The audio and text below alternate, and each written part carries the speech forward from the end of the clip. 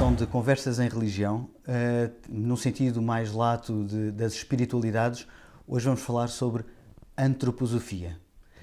Temos aqui connosco Leonor Malik. Leonor Malik foi uma das responsáveis que esteve à frente da Sociedade Antroposófica em Portugal e é membro da Sociedade Antroposófica, e vamos hoje conhecer um pouco mais deste movimento. Faço aquela pergunta elementar: o que é a antroposofia e o que é ser-se antropósofo? Muito bem, então cá estou eu a falar contigo sobre este assunto. Portanto, a antroposofia, se formos para uma forma mais direta, a própria palavra indica logo que é um conhecimento, ou seja, um conhecimento no sentido profundo, que é a Sofia, sobre o antropos, ou seja, sobre o homem, sobre o ser humano. Isto é a forma mais direta de perceber, desde que se olhe com atenção para a palavra e para a origem do seu significado. Portanto, conhecimento sobre o homem. Agora, o que é este conhecimento sobre o homem que leva a uma visão muito especial, que depois dizemos que é antroposófica? Esta visão sobre o homem parte de tomadas de consciência sucessivas. Para mim, a antroposofia, que é um projeto de vida, só pode ser um projeto de vida, não pode ser outra coisa. De resto, são informações sobre, como qualquer outra coisa.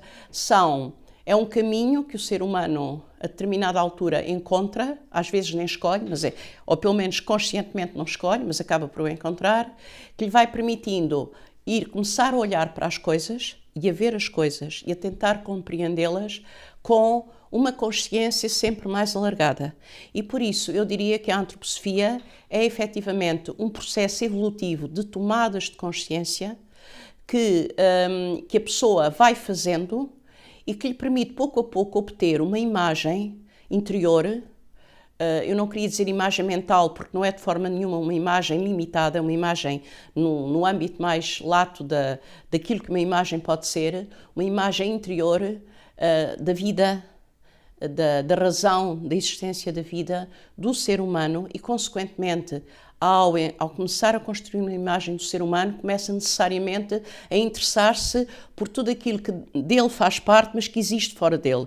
E, portanto, começa também a interessar-se por o que é a visão dos seres que habitam a Terra e que não são os humanos, portanto, pelos vários reinos na natureza, consequentemente a ter uma visão alargada desta existência deste planeta absolutamente extraordinário que é a Terra, e isso leva à existência de todos os outros planetas e, finalmente, uma visão cósmica das coisas. Portanto, é uma espécie de espiral que vai alargando os seus círculos e que, portanto, partindo desta natural procura de quem somos nós, qualquer ser humano faz isso, poderá tentar abafar ou não responder, mas não há ninguém que, de certo modo, não se sinta interiormente atraído alguma vez na vida por perceber quem somos nós e porque estamos aqui. A partir desse ponto de partida é realmente um caminho que vai alargando sempre mais a visão que se tem e a compreensão e o sentido de todos estes âmbitos cada vez mais latos até realmente à existência cósmica das coisas. É evidente que isto tem consequências práticas incontornáveis. Quer a pessoa queira, quer não, tem consequências práticas incontornáveis na forma, principalmente no campo, eu diria, ético-moral da ação humana. Ou seja, consecutivamente, a pessoa não pode mais deixar de fazer, seja o que for, apenas por fazer. Mesmo que o chegue a fazer apenas por fazer, mas ele é impelido interiormente a refletir na razão, porque é que há de fazer assim e não há de fazer de outra maneira. Mesmo que depois despreze, digamos, essa conclusão interior e se deixe levar por uma onda exterior qualquer. Portanto, é efetivamente um caminho, eu diria, e sempre digo para mim própria, é um caminho edificador. Mesmo que nós não lhe sejamos fiéis, sempre. Mas o que é facto é que é um caminho que nos vai edificando pouco a pouco, evolutivamente, por vezes super vagarosamente, por vezes com passos à frente e passos atrás, mas que efetivamente nunca é completamente obstruído. Isso é impossível. Uma vez começado, não mais, digamos, é apagado. Pode ficar, de certo modo, suspenso, à espera de alguma coisa que se siga, mas apagado não pode ser mais. Quando pesquisamos sobre antroposofia, inevitavelmente tomamos conhecimento do seu fundador, Rudolf Steiner, e de um conceito que é ciência espiritual. Normalmente, na mesma frase, ciência e espiritual, comentávamos no outro dia. Parece estranho. Não sei se parece estranho, mas enfim, não estamos habituados. Podes-nos dar uma noção um pouco? Claro, para já o Steiner... O que é a ciência espiritual? Exato. O Steiner fez, de algum modo, este percurso que eu acabei agora de tentar descrever. Claro que o fez de uma forma extraordinariamente completa e digamos, ele realizou-a. É uma espécie de modelo de onde é que nos pode levar este caminho evolutivo da consciência. E ele efetivamente fê-lo de tal maneira que, portanto, abriu todos os âmbitos possíveis, que nós depois iremos procurar, mas basicamente ele fez isto ao longo da sua vida. E quando se faz isto e se entra neste impulso interior de compreender, de tocar a verdade, que não é mais do que compreender o sentido de tudo, é evidente que é isso que a ciência ainda seu espiritual, a ciência sempre fez, ou seja, o homem tornou-se cientista, de algum modo, no momento em que, com mais consciência, começou a tentar perceber o sentido das coisas que existiam e, portanto, tentou conhecê-las. É evidente que quando se procura qualquer coisa, começa-se por aquilo que nos está mais próximo, por aquilo que é mais apreensível. E por isso o homem, durante muito tempo, o caminho da ciência foi um caminho que utilizou e quase que esgotou a utilização daquilo que é o nosso instrumento básico, são os nossos sentidos, as nossas capacidades para ver, isto ver entre aspas, não é ver em todos os sentidos, para fora de nós, à nossa volta. E por isso a ciência realmente dava prioridade ao perceber que era isso, que eram os instrumentos que tinham, eram esses, começou a dar-lhes prioridade e a determinada altura deu-lhes exclusividade. Ou seja, só realmente se pode falar daquilo que se vê, daquilo que se toca, daquilo que é mesurável. E depois, com a utilização dos sentidos, criou a tecnologia, não é? Que lhe permite, com um telescópio, ver-se para além daquilo que a nossa vista alcança. Mas é um caminho, exatamente. Vai para além, mas o caminho continua a ser o mesmo.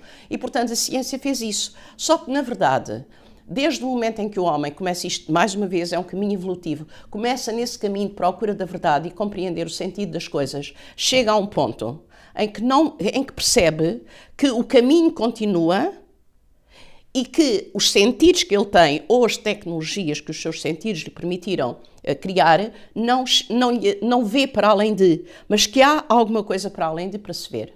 Então é aí que se passou a existir o conceito de ciência espiritual, isto é, alguns exemplos. Um homem, dentro da ciência, chamamos-lhe académica, não é tradicional, pega numa semente. Uma semente pode ser uma semente, por exemplo, de carvalho. E aquilo é uma coisa minúscula. Ou seja, nem sequer é manuseável com o nosso formato de mão e o nosso sentido do tato, porque aquilo é tão pequenino. E o que é que lá tem dentro? Tem lá dentro matéria mais ou menos caoticamente, não tem organização, que pode ser comparada à não organização de muitas outras sementes.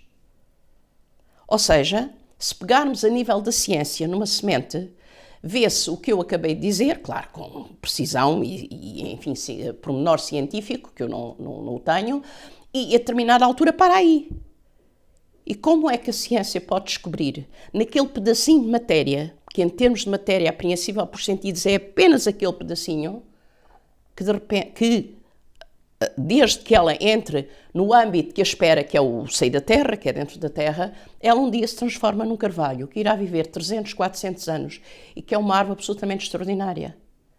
Como é que, sem a ajuda de um olhar para além daquilo que é material, e que aqui é a essência, a origem do carvalho, que é uma semente, se pode chegar ao carvalho? É evidente que tem que haver muito mais. Há necessariamente algo que acontece entre a terra e a semente que não é mesurável, mas que acontece porque senão a semente não se ia organizar para dar um carvalho. Era apenas uma aglomeração caótica de matéria, que é isso que está dentro da semente. E uma vez na terra ela transforma-se numa semente de carvalho. Cá fora era apenas o exterior. Eventualmente o botânico sabe identificar. Interiormente ele não seria capaz de identificar que era um carvalho, se não tivesse a parte exterior. Isto é apenas um exemplo de como basta ter atenção no olhar para perceber que é preciso na ciência mesurável e observável através enfim, da nossa organização sensorial, que é preciso outra organização. E essa organização não é sensorial. É aquilo que nós obtemos a partir da observação sensorial, começamos a reelaborar através de algo que não é sensorial, que é através do pensamento. E através da reflexão sobre a união das coisas, que de algum modo não a temos, mas ao mergulharmos sobre elas interiormente, por vezes elas organizam-se e surgem. Sabemos que muitos cientistas descobriram a maioria das coisas a dormir, acordaram com a resposta de um problema com que adormeciam. Aliás, o dormir é outra coisa extraordinária. Como é que, se a ciência nos bastasse, como é que se explicava que aquilo que nos une ao mundo e que nos permite compreender e fazer e atuar, de repente não está lá, porque as pessoas em sono profundo e, como se costuma dizer, que têm um sono pesado, nenhum dos seus sentidos funciona, aconteça o que acontecer à volta, elas continuam profundamente a dormir. Ou seja, na verdade, há uma parte delas que não está ali e que não tem nada a ver com a sua fisicalidade ou a sua estrutura orgânica. E um belo momento em que ela resolve acordar, essa coisa estranha, que não se sabe onde é que foi, volta. Penetram novamente e ele novamente está atento. Portanto, a ciência espiritual é o caminho evolutivo naturalmente da ciência, tal como é o caminho evolutivo naturalmente do meu olhar, se eu verdadeiramente quiser compreender o sentido da vida e observá-la naquilo que são as suas manifestações à minha volta. É exatamente o mesmo caminho, só que aí é especificamente não apenas para eu me relacionar com e para poder atuar de acordo, mas para compreender e eventualmente partilhar com os outros os resultados da minha compreensão. Foi o que Steiner fez nos vários campos da atividade humana, que depois a antroposofia veio efetivamente, digamos, a cobrir também. Precisamente, ia perguntar um pouco sobre isso. Pode-se falar de ciência aplicada em áreas da atividade humana. Posso falar um pouco sobre que áreas atualmente no mundo? Exatamente, praticamente ele cobriu todas as áreas, exato. Portanto, cobriu a própria ciência, como é evidente. Ainda hoje há um conjunto de equipas humanas a trabalhar na continuação da investigação da ciência espiritual, uns em botânica, outros em química, etc., que realmente conseguem chegar muito para além de quase todos os campos da ciência. Depois temos a medicina, que efetivamente a medicina, também existe a medicina antroposófica, que é, digamos, que um conhecimento mais aprofundado que um médico que já é médico pode obter, através do tal evolução que eu comecei por falar, para poder aplicá-la à sua prática médica. Pois existe a agricultura. O Steiner foi o primeiro homem a falar de agricultura biológica. Antes dele nunca ninguém tinha falado, que hoje toda a gente fala, não é? Só que a agricultura biológica que ele começou a falar, falou com aquela amplitude que ele conseguia pôr nas coisas. Isso implicava, por exemplo, isto é um aspecto que eu gostaria de só rapidamente explicar, porque hoje toda a gente se interessa, ou porque concorda, ou porque acham que é um disparate com a questão dos problemas que a agricultura e que a sustentabilidade ecológica da terra põe. Ele, ao dedicar-se à questão agrícola, ele partilhou com as pessoas que se interessavam por essa área e começaram a trabalhar com ele, que a questão da terra não é apenas retirar tudo aquilo que é maléfico para a terra, e que toda a gente concorda que sim, que hoje, enfim, há todo um conjunto de coisas que algumas, a maioria, eu nem sei o que são, mas que as pessoas, aplicam na agricultura e que realmente, ou seja, têm como resultado o contrário de tudo o que eu disse, que é a destruição da capacidade de vida, etc. Mas ele disse muito mais que isso. Ele disse que neste momento a terra está de tal maneira doente que não basta retirar, ou seja, tal como um ser humano ou um animal, como está doente, não basta retirar a causa da doença, tem que se ir curar a debilidade obtida através dessa doença. E então a terra tinha que ser tratada. Ora, o tratamento da terra passa pela medicina da terra, assim como a medicina humana. E a medicina da terra era o conteúdo da agricultura biológica que ele lançou. Ou seja, para além de retirar as coisas que não fazem bem, ele criou uma série de medicamentos feitos à base sempre de minerais, do reino mineral, do reino vegetal e até do reino animal, para serem aplicados, tal como as pessoas aplicam os pesticidas e os herbicidas e os não sei quê na agricultura. Ele aplicava. O agricultor que quisesse realmente levar a agricultura biológica a sério tinha que fazer essas aplicações, porque tinha que ajudar a curar a terra. Como isso é bastante complicado, requer estudo e reflexão, como todas as complicações, há sempre quem afaste para o lado. E, portanto, a agricultura biológica, que continuou sempre até aos dias de hoje, está separada, mesmo em termos de terminologia, daquela que o Steiner deixou e que hoje se chama agricultura biodinâmica. Portanto, na agricultura biológica retira-se aquilo que faz mal e limpa-se, aparentemente, o que se come de todas essas substâncias venenosas, digamos assim. Na agricultura biodinâmica, para além disso, o agricultor tem por responsabilidade ajudar a curar aquilo que é a terra que está sob a sua responsabilidade, a sua quinta, etc.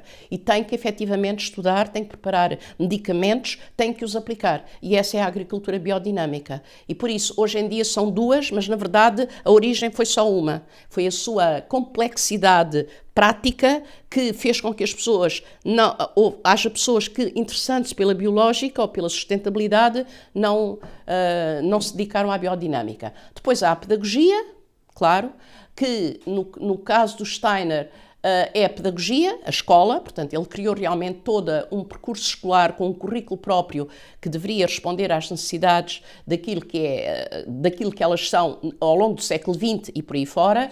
Quando falamos de Rudolf Steiner, estamos a falar do início do século XX. Do início do século XX. Tudo isto tem a ver com o início do século XX, só que depois foi continuado e hoje foi feito um caminho.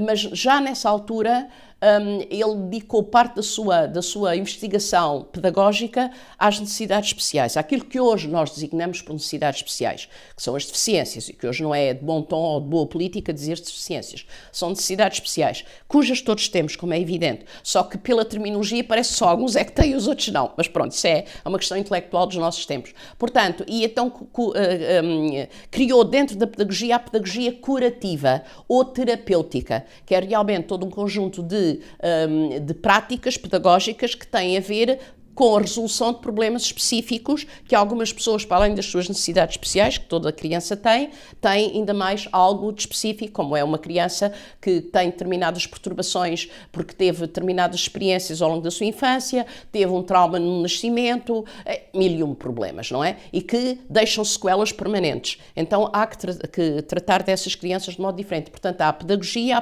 terapêutica, que no fundo formam um todo, mas que são, digamos, dois campos com alguma distinção dentro da parte da educação. Depois há a arte, o Steiner dedicou-se muito à arte do movimento, que é conhecida por euritmia, e que é uma forma de, através do corpo, que é o primeiro grande instrumento do movimento, fazer com que esse movimento, essa evolução que eu falei lá ao princípio, a euritmia pretende ajudar o indivíduo a fazer isso de algum modo. A palavra é um bocadinho, mas agora não me ocorre mais facilmente. Claro que as coisas não é por uma questão de facilidade. Ou seja, preparar o adulto para fazer esse caminho que ele deveria fazer, tomada de consciência, ele tem sempre que partir do corpo, porque este é o meu instrumento, que eu deveria efetivamente preservar, cuidar, porque é através dele que eu faço tudo. Mesmo quando quero pensar, eu tenho que o aquietar para poder pensar. Eu não posso pensar se não tiver esta base instrumental que é o corpo. E a euritmia parte do corpo para, efetivamente, através de determinados movimentos, levar o homem a tomar essas consciências sucessivas ao longo da vida. E, basicamente, criar uma estrutura mais sólida e mais reta dentro de si para depois poder fazer esse caminho. Claro que a euritmia é um instrumento pedagógico nas escolas, mas é também depois uma expressão artística de palco. Exatamente para aqueles que depois se dedicam a esta área, são exclusividade, como se podiam dedicar ao balé ou qualquer outra atividade que parte também da questão do movimento e da parte do corpo. O que é que ele fez mais? Deixou também... Deixou o que é mais? Portanto, a pedagogia, a agricultura e a arquitetura, claro. Foi um dos primeiros arquitetos orgânicos que efetivamente pôs obra de pé. Hoje há muitos, não é? Como toda a gente sabe, que se interessam por arquitetura, mas ele, exatamente para criar um invólucro que continuasse este caminho e que de algum modo fosse coerente com o caminho que eu estou a fazer interiormente. No fundo, a arquitetura é mais uma casa que vamos à volta, para além da nossa pele, do nosso vestuário, do sítio onde habitamos, enfim, um pouco isso. Em Portugal, como é que é o percurso deste movimento em Portugal, destas áreas que falámos?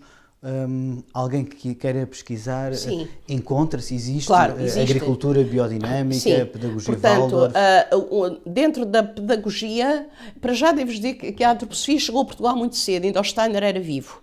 Só que foram ou alguns alemães que a trouxeram, houve uma família portuguesa, membros de uma família portuguesa, conhecida, a família Abcassi. De que época mais? Sim, anos 40, anos 40. Aliás, a primeira ainda foi em anos 20 e tal, atenção.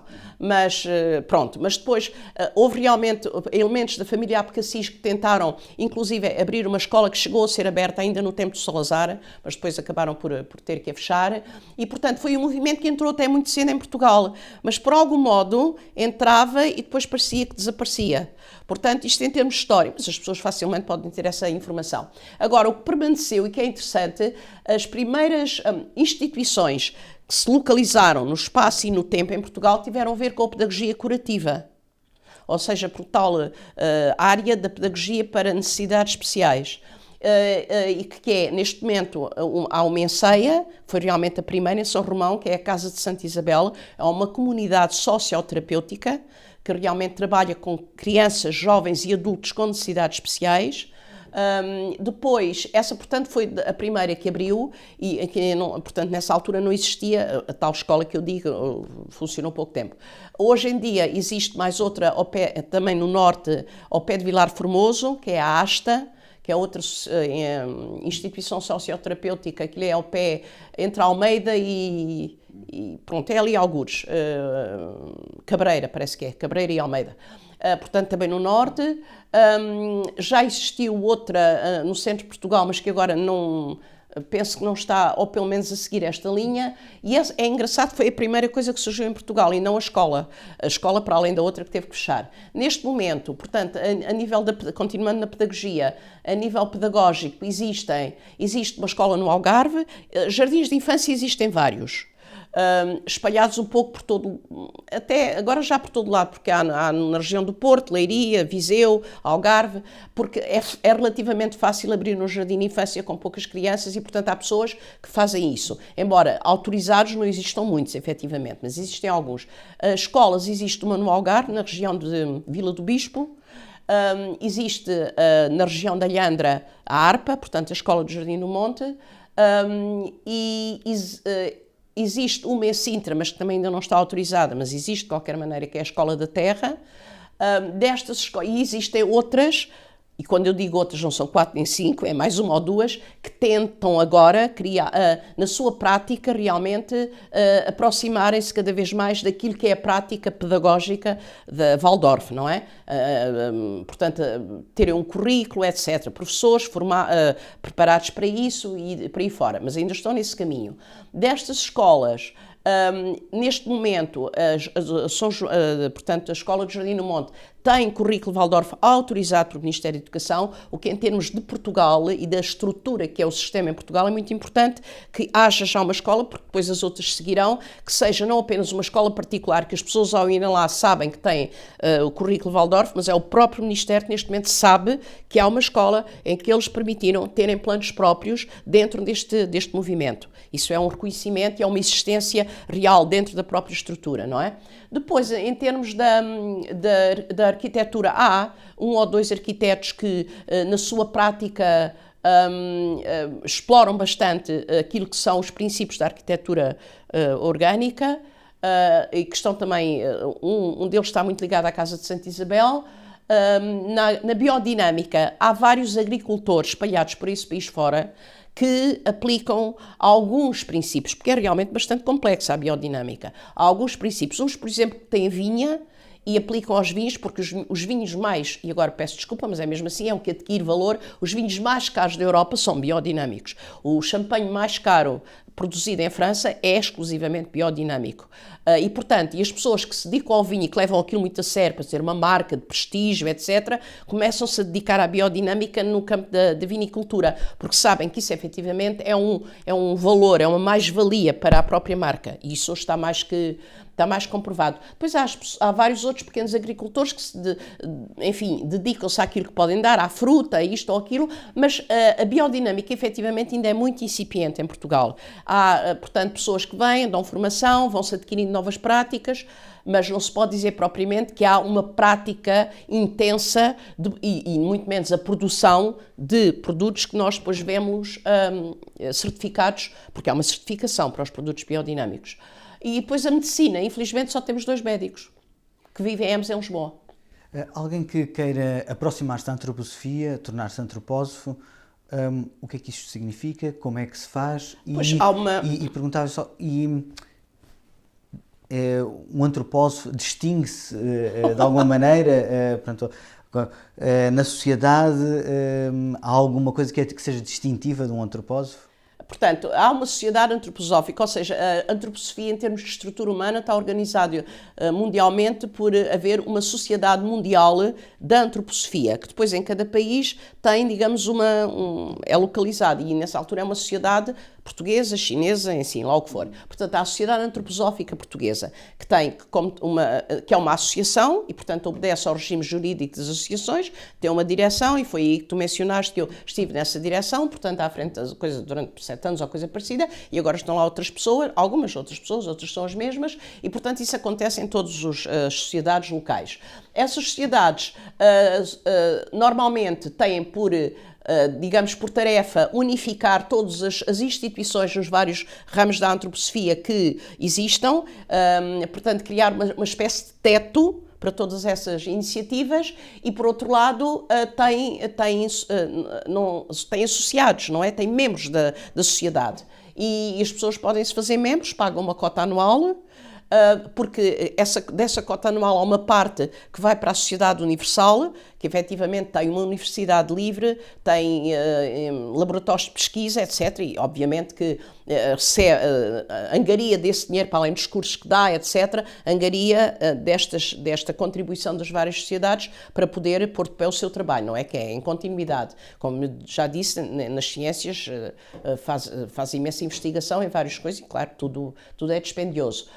Em Portugal, portanto, basta contatar a Sociedade Antroposófica em Portugal, dizer se quer se tornar membro. Normalmente um membro é aceito através de outro, que já o é, digamos, é uma espécie de recomendação pessoal, e isso é a parte de estrutura, a parte exterior. Agora, o que é que distingue o antropólogo? Olha, às vezes dormimos pior do que os outros, porque efetivamente o começarmos a mergulhar e depois não se consegue, não se pode voltar atrás, traz-nos uma necessidade de cuidado diário absolutamente extraordinária. Ou seja, nós não podemos mais passar um dia, 2 dias, sem pensarmos de como fizemos. Porque é que tivemos que fazer aquilo? O que é que a vida nos pediu para nos ter posto aquele obstáculo ou aquele problema? Ou aquela pessoa? Não podemos mais responder pura e simplesmente sem pensar e está arrumado amanhã é outro dia. Isso é impossível. Isso é basicamente o que distingue o antropólogo de outra pessoa.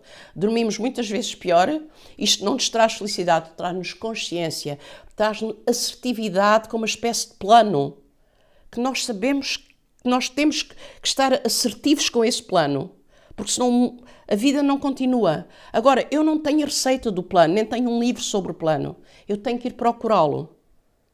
E não posso deixar mais de o fazer, nem sequer de tomar consciência de que não o fiz hoje e que tornei a não fazê-lo amanhã, que amanhã, depois de passar, tornei a não fazer. Mas a consciência em si não desaparece. Por isso, o que distingue é consciência sobre. É uma determinada qualidade da consciência que não nos torna superiores nem inferiores. Torna-nos apenas mais conscientes. E isso não é fonte de felicidade, é fonte de equilíbrio interior. De perceber que foi bom ter nascido e estar agora a viver este problema, mesmo que eu não faça a mínima ideia como é que eu vou resolver. Mas isto tem um sentido. Eu não posso deixar de ver que tudo tem um sentido. Posso é não saber qual o sentido, tenho que ir à procura dele. Acho que é a única coisa que pode. O resto, somos por vezes tão verdadeiros e por vezes tão palermas como qualquer outro ser humano. É isso. Basicamente. Muito obrigado. Nada, não tens nada que agradecer, foi um prazer.